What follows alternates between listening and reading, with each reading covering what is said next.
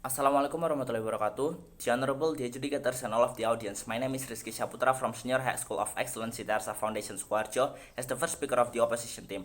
Mergers and acquisition is a general term that describes the consolidation of companies or assets through various types of financial transaction, including mergers, acquisition, consolidation, tender offers, purchase of asset, and management acquisition. When one company takes over another and establishes itself as the new owner, the purchase is called an acquisition. For the example, Facebook Messenger has merged with Instagram DMs, allowing cross-platform messaging on the apps for the first time, along with other new features. So our mission today is this house requests mergers and acquisition within the tech industry like Tokopedia and Gojek, Facebook and Instagram, Google and YouTube. Okay, before I move to my arguments, I would like to rebut the arguments of the government team. The government team said that first, mergers and acquisition with tech industry are unjustified. Second, merger and acquisition directly harm the consumer. Okay, three things I would like to talk about today are first, merger and acquisition with tech industry are justified. Second, merger and acquisition with tech industry are not harm the consumer. And the third is, as the tech industry, there are some reason of why they do the merge and acquisition. Okay, let's move to my rebuttal. First, the government team said that merger and acquisition with tech industry are unjustified, but actually merging with another company can help you to penetrate a new market, fulfill customer needs, improve your R&D function, capitalize on key personnel, and push your financial power. This is one of the reasons of why they merged their industry, but the statement is absolutely wrong. Those are unjustified. For the example, WhatsApp that merged with Facebook, the government then said that it first the consumer and selling the consumer database, but it is actually not.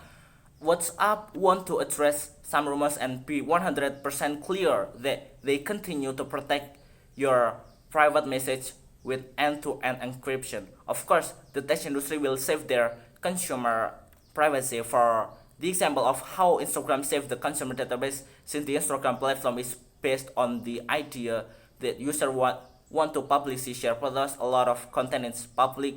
Instagram warns users to be careful about what they share and communicate through their personal content. To further protect users, the company is changing how data generated on their sites and apps are kept and shared. Instagram has always had account settings that allow you to control who can see and access your profile, but previously, when you employ their third-party apps, such as a web-based program to view your Instagram feed, you may have unwittingly agreed to make your photo content visible in search engines.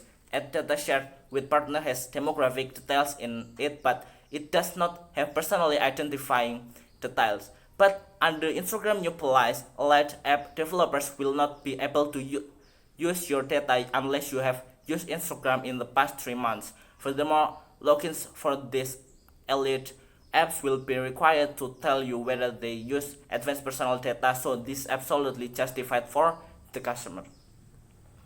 Second, the government team said that merger and acquisition directly harm the customer. The government points are on the second arguments are the company want to directly eliminate their competitor efficiently, and then they want to increase their dominance. But the wrong side from the government team said that this is actually become their way to help the consumer, because with more investor it can be more bigger tech industry that give the benefits to the consumer, because of what with more investor they will increase another feature on their tech industry like Facebook and WhatsApp. They can share their WhatsApp story to Facebook. So if we look at the business side, it will increase the consumer promotion if they are as a businessman. Secondly, Tokopedia and Gojek, it make us feel comfortable to use those apps because the features are easily and more comprehensive. This is why the merger and acquisition are not harm the consumer, but it actually give more benefits for them. As the third is, as the tech industry, there are some reason of why they do the merge and acquisition. Of course, they want to take some benefit for them and make the consumer like to use their tech industry. And one way to do it as a merge is merge the tech industry with another tech industry. So there are many reasons of why the merge and acquisition of tech industry happen. First, penetrate a new market. Successful businesses have identified a need in a market and they need to fulfill that need. A similar business that wants to build its market share benefit in a merger. Penetrating a new market includes gaining a new geographical area or specific niche in an industry. For example, a successful Instagram that merged with Facebook. This strategy works on a large international scale and also on a small community scale. Better fulfill consumers' need.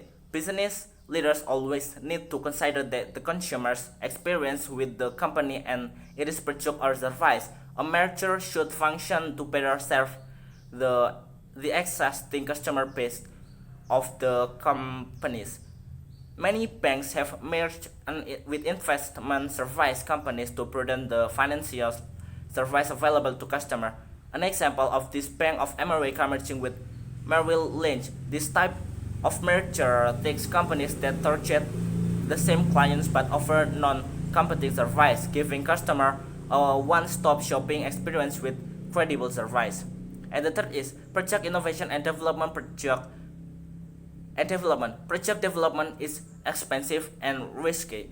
In a merger scenario, the larger company should have a higher valuation and be better positioned to develop new product. This is common in the pharmaceutical industry where small startups developing on one or two new projects or are unable to fund research, testing, and regulatory compliance over extended time frames. And the fourth is key personnel and talent. Two companies might merge so that they get the benefit of leadership of key individuals in the company. A small smartphone game development company might find itself widely successful beyond expectation, and it might feel unprepared to continue to serve such a large market merging with another company that understand how to capitalize and growing success gives the smaller company the ability to grow successful and to continue to deliver the projects without problems. Some mergers such as the one between WhatsApp and Facebook thought to obtain industry insight from the key people within each of the companies so that it could develop a larger company capable of succeeding in a new digital entertainment marketplace. So I do believe that it brings more benefits for the customer. To sum up my arguments, first, the merger and acquisition within tech industry are justified for the consumer and bring more benefits and from the business side. Second, it doesn't harm the consumer database because they have considered and give consumer to save their privacy. So me as the first speaker of the opposition team will say disagree with the motion that this house regrets mergers and acquisition within tech industry based on my arguments to win this debate. That's all from me. Thank you very much.